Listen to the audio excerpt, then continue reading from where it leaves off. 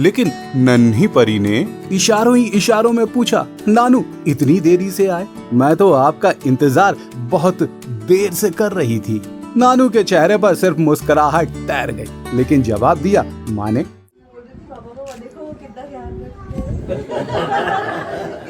बेटी तेरे नानू के लिए जिम्मेदारी और संकल्प का एहसास है और जन सेवा का भाव सबसे पहले।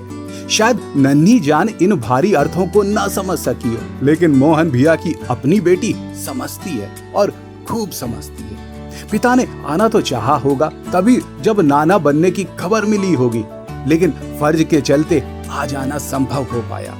बेटी ने खुलकर कहा, पापा बहुत चाहते, चिंता भी करते, लेकिन दिखाते नहीं है।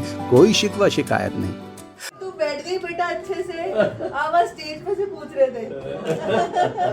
अब जब नाना अपनी नातिन से मिले तो एकदम खुद बच्चे हो गए। लाडली को दुलारा, स्नेह किया, ठाकों और किस्से कहानियों का ऐसा दौर चला कि पूरा वातावरण अपनत्व की बौछार में भीग गया।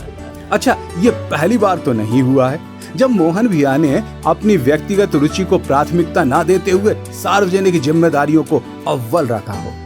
याद ही होगा आपको, अपने सब कुछ भगवान तुल्य पिता के अंतिम संस्कार के बाद दुख को समेटे तुरंत सरकारी कार्य में जुट गए थे। बेटे की शादी के दौरान दिन भर बैठक जनहित कार्य किए और रात में जाकर विवाह कार्यक्रम में अपनी पारिवारिक जिम्मेदारियों का निर्वाह खूब किया था। वाकई अब क्या ही कहा जाए, फर्ज और जन सेवा संकल्प की मिसाल बन गए हैं मुख्यमंत्री डॉक्टर मोहन यादव।